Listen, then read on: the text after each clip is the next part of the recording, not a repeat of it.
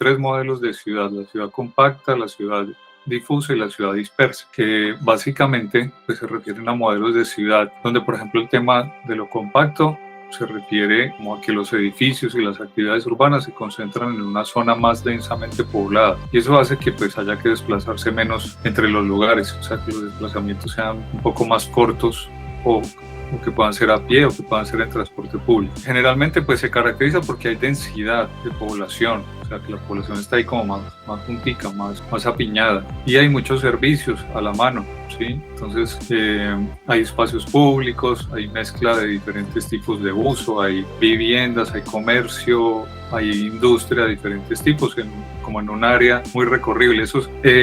Bueno, listo, eso es la ciudad compacta. La ciudad difusa y la ciudad dispersa son muy similares, ¿sí?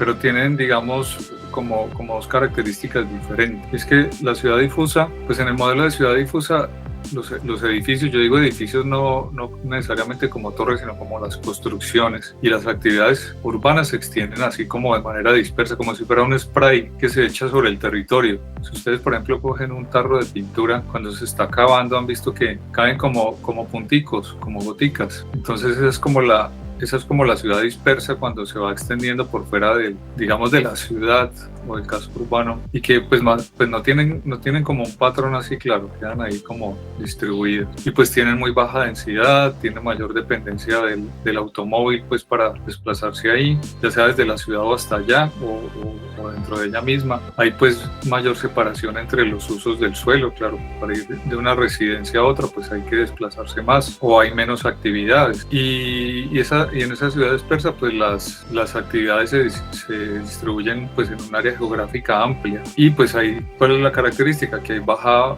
densidad de población, que hay una dependencia pues del carro tremenda, que hay una separación pues entre los usos del suelo. Es decir, y la ciudad, ahí hablamos de la ciudad difusa, ¿vale? Difusa. Y la ciudad dispersa pues es que es muy similar. Lo que pasa es que digamos que en lugar de ser como ese sprite que bota esos punticos, esas goticas, es como que hubieran caído unas manchas más gordas en el territorio. O sea, como que todavía no es como cuando uno coge la brocha y de pronto entonces la movió y entonces caen como pedazos de mancha, ¿sí? Es decir, la ciudad se extiende como que no hay una como que, a ver, o sea, es como una forma desordenada también, pero por fragmentos. Recuerden cuando vimos los fragmentos urbanos, que son piezas pues que están dentro de la ciudad, pero en este caso esos fragmentos estarían como en lo rural o dentro de lo rural, y pues para mí ese sería como el mejor ejemplo para explicarlo. Y ahí pues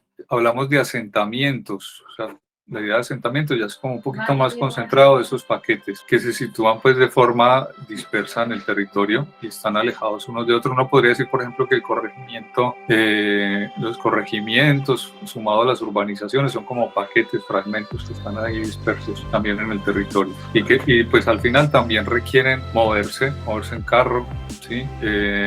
Ahí es difícil el transporte público. Entonces eso, como en conclusión, pues esa ciudad difusa se extiende uniformemente por el territorio y no hay como una separación clara entre campo y ciudad. Eso pasa mucho cuando uno no sabe dónde termina la ciudad y dónde empieza el campo, y eso pasa, por ejemplo, en ciudades más grandes, en Bogotá, en Medellín, que uno es dele y dele por una vía y como que no termina la ciudad.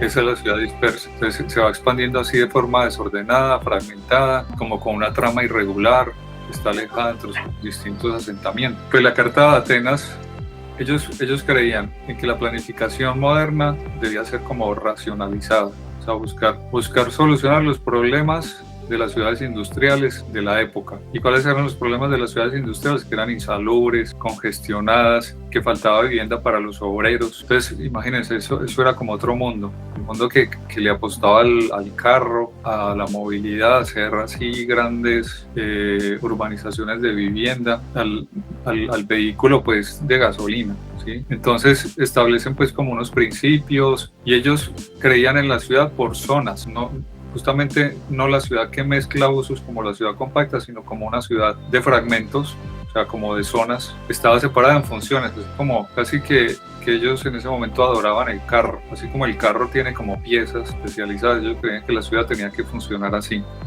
Entonces ahí predominaban esa separación de funciones, la necesidad del automóvil. Ahí se pensaba, así como se pensaba en zonas industriales, en zonas residenciales, también como en zonas verdes, pero todo tenía que ser zonas. O sea, como que ellos pensaban, no, lo moderno ahora tiene que ser que esas funciones estén separadas, o sea, muy potentes pero separadas. Y pues con el tiempo se concluyó que no era un urbanismo, una forma de planificación pues sostenible, ¿sí?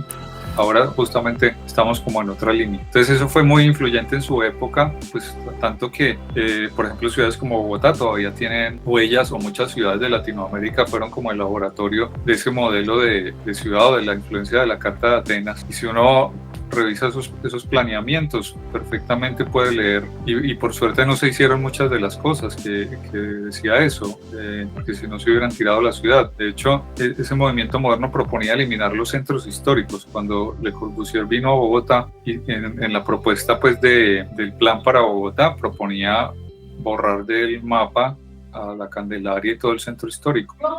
Pero hay elementos que prevalecen, como por ejemplo el aeropuerto, la avenida El Dorado, y muchas vías pues forman parte de esos principios. Y pues ya ven que Bogotá de alguna forma es el reflejo de esa ciudad para el carro.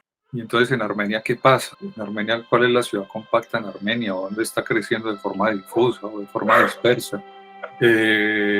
Respecto al análisis que hicieron de la ciudad de 15 minutos, ¿cómo ven ese modelo? Que finalmente son modelos que terminan siendo muy análogos. Simplemente que uno, digamos que profundiza como en unos aspectos, o le da como una mirada distinta, pero piense que esa ciudad de los 15 minutos pues es digamos una célula que podría ser parte de la ciudad compacta, una célula que configura esa ciudad compacta. De todas formas, el campo nuestro tiene un cierto grado de difusión, todo eso de las finquitas típicas cafeteras, digamos que es un modelo de ocupación difuso, ¿sí? Pero digamos muy ligado a la ruralidad. Lo que pasa es que ahora ha ido reconvirtiendo al turismo, entonces digamos ha cambiado como esa perspectiva, y se vuelven unas actividades que pues en muchos casos tienden como a aumentar esa difusión y a ocupar más territorio, a generar más movilidad, a generar más residuos, ¿sí? Entonces también al estar más distanciados es más difícil proveer de servicios, porque antes pues los servicios iban dirigidos al campesino, pero hoy día pues a los turistas, y se generan digamos otro tipo de residuos no tan orgánicos o ese tipo de cosas que requieren pues de transporte más permanente. Ya las fincas están perdiendo esa capacidad de ser, o que parte de lo que les daba para digamos su propia alimentación, se han vuelto más dependientes del consumo en el casco urbano, como en lo compacto. Entonces eso les obliga también a ciertos desplazamientos y a generar ciertos residuos pues que son más propios de la comida empaquetada y ese tipo de cosas, que son las que al final generan estos impactos del turismo en los territorios. ¿Cuáles son las consecuencias de ese uso masivo de transporte en la ciudad difusa? ¿Sí? O sea, el hecho de tener que por sí ya es poco eficiente o deficiente, ¿cuáles son las consecuencias? ¿Qué consecuencias tendría, por ejemplo, meter transporte ahí costoso?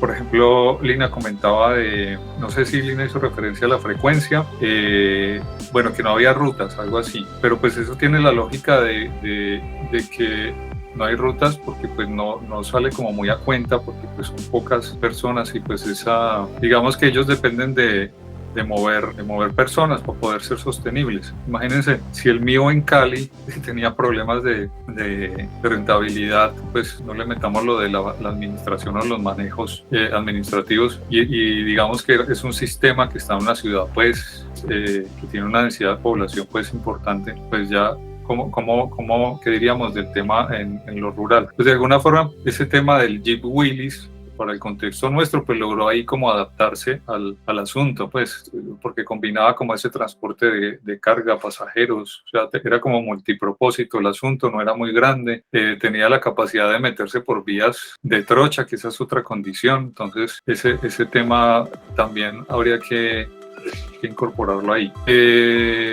Pues está la pregunta, es la pregunta del millón: ¿cómo resolver el problema de la congestión en la ciudad? No solo en la ciudad compacta, sino pues en la ciudad difusa, por ejemplo. Claro, si vamos a ciudades grandes, hay mucha gente que ha decidido vivir digamos, en las áreas urbanas, pues siempre a las horas pico salir de la ciudad se hace más complejo lo mismo entrar en las mañanas. También, a ver, otras reflexiones que tienen que ver con lo anterior, pues el impacto del tráfico masivo de vehículos en la calidad de vida de los ciudadanos, cuánto tiempo permanecer en un atasco, eso da como para reflexionar. El tema de la velocidad media, por ejemplo, ¿sí? Fíjense que el hecho de que hayan más carros hace que el tráfico tenga que fluir más lento, entonces, y los ciudadanos piden más vías, entonces esa sería una ecuación que no tendría una solución, porque pues siempre habría más carros y se necesitarían más vías. Entonces ¿dónde es el punto pues para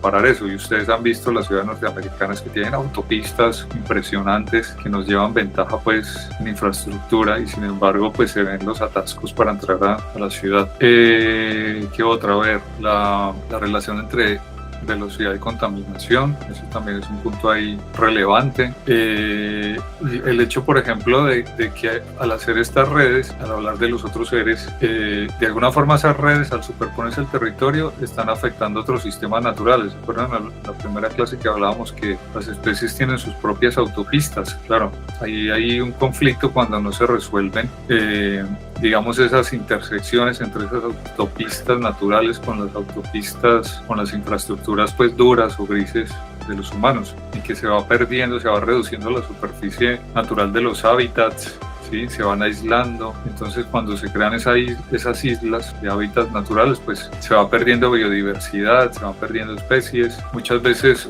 uno ve que hay muchos animalitos que de repente resultan atropellados en la vía, pues es porque de alguna forma su corredor natural está interrumpido y está buscando pues cómo cruzar, pues por dónde seguir.